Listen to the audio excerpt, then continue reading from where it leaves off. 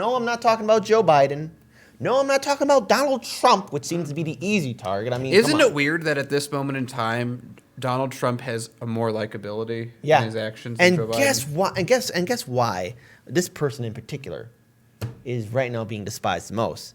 That's right. I'm talking about our good friend, the DNC chair, Tom Perez. That right, that genius is right now under fire for urging states to hold primaries despite the coronavirus crisis. So, ignoring urgent pleas from medical professionals and other health experts, the genius Tom Perez decided to continue on with the primaries. He encouraged states to go ahead with their scheduled contests, claiming we can, in fact, have voting and protect our workers, our voters, our candidates.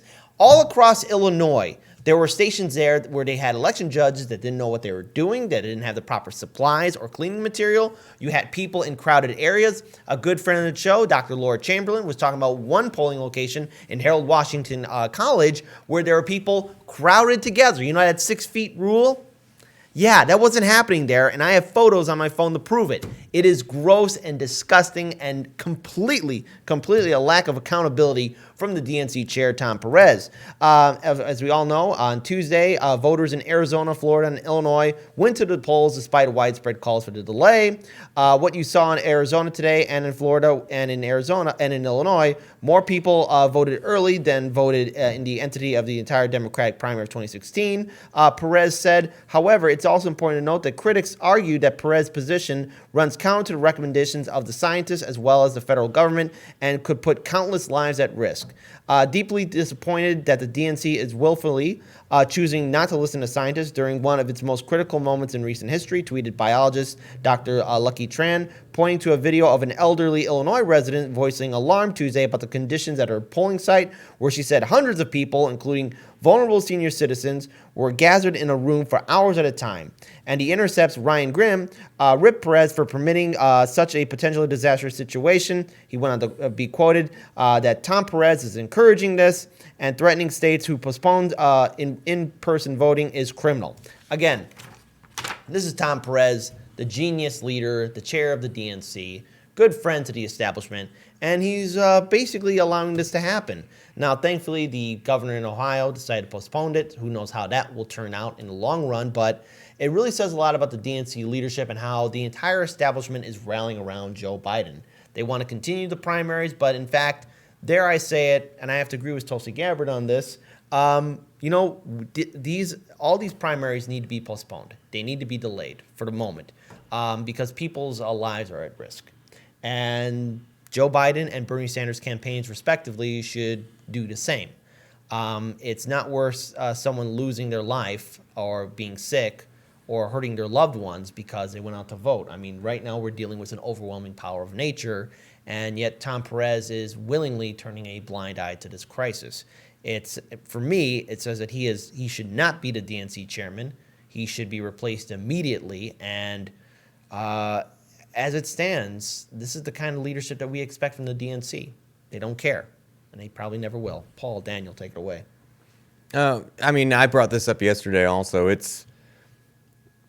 It plays into what the perceived motives of the DNC are. Not motives, but preference, right? One of the widely held beliefs is that higher voter turnout helps Bernie Sanders. The more people that come out to vote, the better he does. More entrenched people tend to vote for Biden. The more propagandized, I would say, tend to vote for Biden. So low voter turnout tends to help him numerically. I think it also helps with just any kind of, if there is any malfeasance or fraud with electronic machines, it may help there as well. I think the DNC wants low voter turnout. So, of course, I'm reading into that what I believe their intentionality is. I'm reading into that what I believe their preferences are. Obviously, the DNC is not going to come out and say, we don't like Bernie Sanders, we prefer that Joe Biden be the nominee, when they're supposed to remain neutral. They're not going to do that. However, to do this, to say, nope, it's fine, everyone come out and vote, not a big deal, does go against the recommendations of the federal government, scientists, as you mentioned, and the CDC. and is entirely and completely reckless. Now, Tom Perez is saying that there will be penalties to delegate count of states if you postpone your election beyond the 9th of June. Why? Because we want to help. narrative, that's why. We want to be able to have public health be, maintained. We want to quell people's fears. We want to make sure that people feel comfortable coming out and voting. We want to encourage engagement with our political system, with voting, with civic engagement. Somehow that's a negative. Somehow that should be repudiated. Why?